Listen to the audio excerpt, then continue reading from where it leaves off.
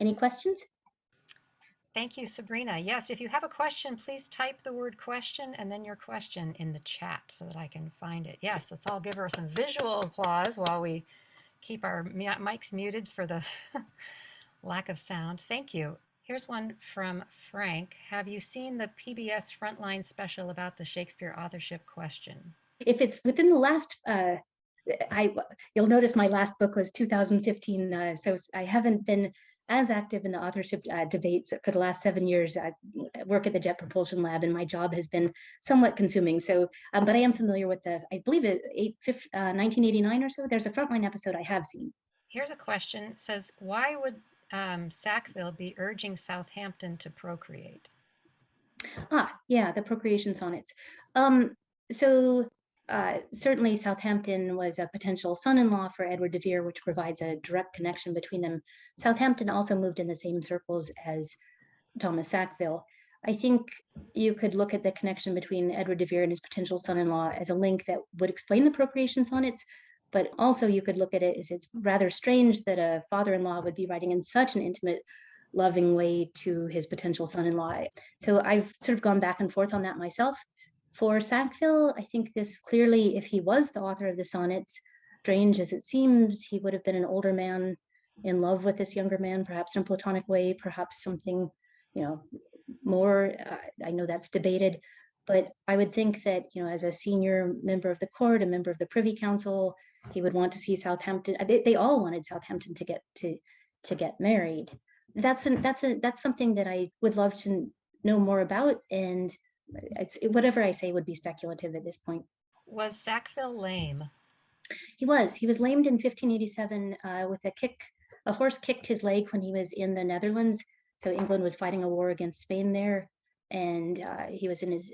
He writes home from the Netherlands about being lamed, lying in his bed after a horse kick. It is a little unknown how long that lasted, but he came home in disgrace and was put under house arrest for about 9 months. So in the lame sonnet, it's a period when the author was in disgrace, which Sackville was right after this kick.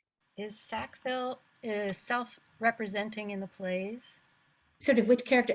You may be thinking about sort of Hamlet, which has very fascinating, potentially biographical echoes with the Earl of Oxford and his life, and then sort of the wardship things that come up. No, I think there are other biographical arguments I would make for Sackville. I mentioned 1575 Kenilworth festivities at the Earl of Leicester's country home. Sackville was there in person, and there's a very detailed allusion to those festivities that's long been known, and Stephen Greenblatt writes about it in Will of the World. I would also argue the Hales versus Tea is a good biographical link, but in terms of which Shakespeare character might represent Sackville, I don't know. I wouldn't have an answer to that. I think certainly Hamlet works better for Edward de Vere. Has stylometry been used to compare Sackville to Shakespeare plays concerning his writings? Sackville shows up in one huge stylometric analysis. I think it was Ward. It was a clinic, the Claremont Clinic, but there are some real problems with that. So Sackville's poetry all dates. The surviving works are 3 narrative poems from the early 1560s that were very influential, but they are separated by 3+ decades from Shakespeare's works. The Gorboduc is 1561 co-authored with Thomas Norton. So co-authored works are nearly impossible to analyze from a stylometric perspective. It would be great if we had an actual play snippet written by Sackville, but we don't. And then Gorboduc, because it was so early and it was the first blank verse play, has really different style. The playwriting forms and the use of blank verse evolved so much in the next 25, 30 years that I think a stylometric analysis would be difficult, even if Sackville had singly authored it, which he didn't. And then why do you write Shakespeare, the man from Stratford, why do you write his name as Shakespeare instead of Shaxper? Oh, yeah, good point. I actually went back and forth in my first book, and I talk about this a little bit in the preface. I think that if you're a traditional Shakespeare scholar and you see Shakespeare, it's irritating to them. And you might say, well, it's just so convenient, though. Like, it's a really nice way to distinguish between Shakespeare, the author of the canon, and William Shakespeare, which is how they spelled it in Stratford, this actor who we're debating whether he was the author, and spelling Shakespeare the same way is confusing. I decided it was worth the little bit of extra confusion. And in my book, I sort of distinguish between how I use them. And I try to be very careful. If I say Shakespeare, I mean the bard. If I say William Shakespeare or William of Stratford, the Stratford actor, I'm talking about the Stratford guy. It was really trying to reach a broader audience and interest some traditional Shakespeare scholars in reading my book, which I utterly failed at that. So it didn't help anyway. I read both of your books this summer, Sabrina. They read like detective novels. I just Thank you. I have read about Edward de Vere and Mary Sidney and the different ones, and there's so many persuasive elements in each one. What do you think of that idea that there could have been several authors? It seems unlikely, and yet people seem to come back to this over and over. Yeah, Dennis McCarthy also has some really interesting thoughts about this. And I saw him, Dennis, I'm really glad you could make it. I saw your chat pop up. My best guess, and there is significant actual evidence for this, is that there were a group of playwrights in the early Elizabethan court. And Thomas North was probably one of them. Edward de Vere was certainly one of them. Thomas Sackville certainly co-authored Gorboduc, and there's evidence he wrote or was involved with an early 1562 Romeo and Juliet. There appears to have been a Julius Caesar around that time. There was some version of The Merchant of Venice with the casket story by the late 1570s. So I think a lot of these plays actually had their birth in the early Elizabethan court. These aristocrats enjoyed putting on plays for each other at the Inner Temple, at the Inns of Court. These law students were expected to write plays as part of their rhetorical training and part of their winter entertainments. I think that's perhaps why they reflect so many rich court experiences. Then I think at some point there is a single authorial voice that you can find with stylometric analyses. And there is, at least if you believe this argument for the major hidden poet, there was, allusions to one very superior poet. I think at some point, maybe the author went back to those early works and took another pass through them, put them in sort of a single coherent voice for the most part, but they're still palimpsests. You can see these layered passages. And I think that the plays at that time weren't treated as, holy manuscripts. They were put on by companies. The theater companies would adapt them. The bad quartos were generated, in my opinion, to be more performable, shorter, grabbier, more exciting. And then in the folio, I think Ben Jonson, if he was the lead organizer of the project, got the best versions he could find, and they have a rather complex history. I think I'm not a proponent of the group authorship theory in the sense that multiple voices are collectively Shakespeare. I see it more as there were early plays, and then the bard perhaps adapted them in the 1590s and 1600s when he was more mature in his mature style. I was flying through my slides so quickly because there were a lot of them that I didn't stop on Musidorus, but it was the most popular play of the 1590s and 1600s. 17 editions came out. It's really a marvelous play. I love it. I would love to see it performed. The Taming of Aeshrew is very, very funny and performable. I think these apocryphal works also, I think, have a really complicated history, and I think they show co-authorship, and they weren't only one voice. Locrine in particular looks like a half and half work.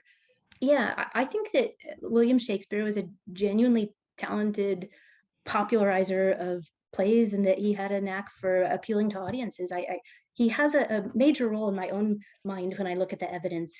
I do think that I'm aware that some people on sort of the skeptical side think that this is a more challenging tack to take, and they aren't convinced. I think we've been arguing so long that he wasn't a real writer and he wasn't a playwright that it's a big stretch to all of a sudden say, wait, maybe he could have been. That doesn't seem right.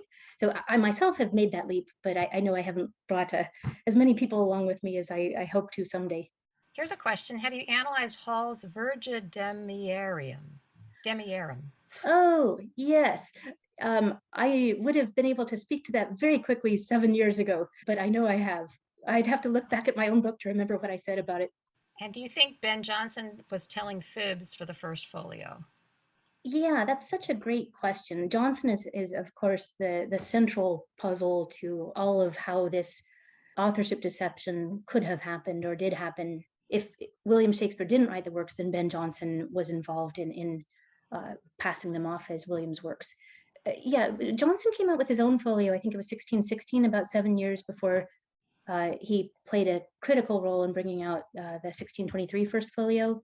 I think Jonson first, he did know Thomas Sackville. There's some gift of wine that Sackville gave him when he got released from prison around 1605, and there's a couple other connections. Jonson, I believe, wanted to preserve the bard's works. He viewed himself as not only a soul, he was a jealous poet, and he was constantly sniping at his contemporaries, but he also was trying to bring about this literary renaissance in England and wanted to preserve the bard's works. I'm certain, knowing, certain that he viewed his role in preserving them for posterity is absolutely critical. So I think he did lie a bit, but with using kind of twisted, strange language that we've all noticed, like he's speaking out of both sides of his mouth, apparently. Have you read The Ascendance of Armoirie? I think you'd very much like it.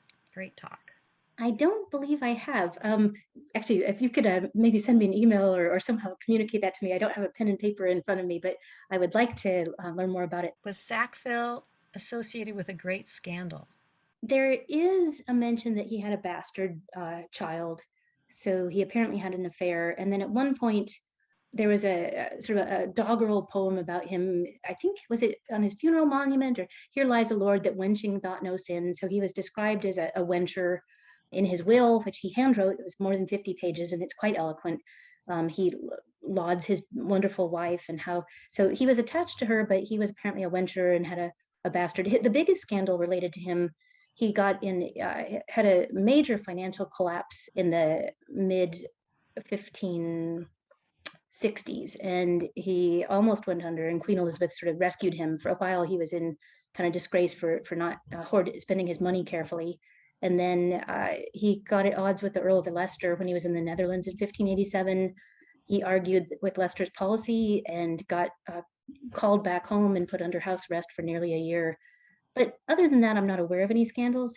He isn't as exciting as the Earl of Oxford, who had an absolutely fantastic, interesting life with many. Sackville's more. I don't find him boring, but he fewer major life events that historians would have noticed and written about. And can you tell us a little bit more about Sackville and Italy? Yeah, so in 1563, when he was a student at the Inner Temple, he went on sort of the standard aristocratic tour of Italy. If you were from a good family, it was the educational tour or finishing tour. And so he went there for, oh, this was a scandal. About a year and a half, maybe a little more. Nothing is really known about his itinerary, but he did make his way down to Rome. And that's when he got into quite a big scandal. So he was a hidden Catholic at the time, and he began engaging in negotiations with the Pope. He was trying to convince Queen Elizabeth to revert to Catholicism, and had the Pope messages from the Pope and his retinue saying that if she came back, they wouldn't punish her. England could stay independent. And so Sackville tried to go home with these messages, and his father was furious. The court was furious. He was told to go to Paris and hang out for a while till tempers cooled. And then he finally made his way back to England. But his mother was at one point arrested for attending a secret mass. Several of his children married Catholics or were believed to have been Catholics. So this was a recurring issue for him. Thank you very much. Please unmute yourselves, everyone, so that you can say goodbye and thank you to Sabrina. Yeah, thanks.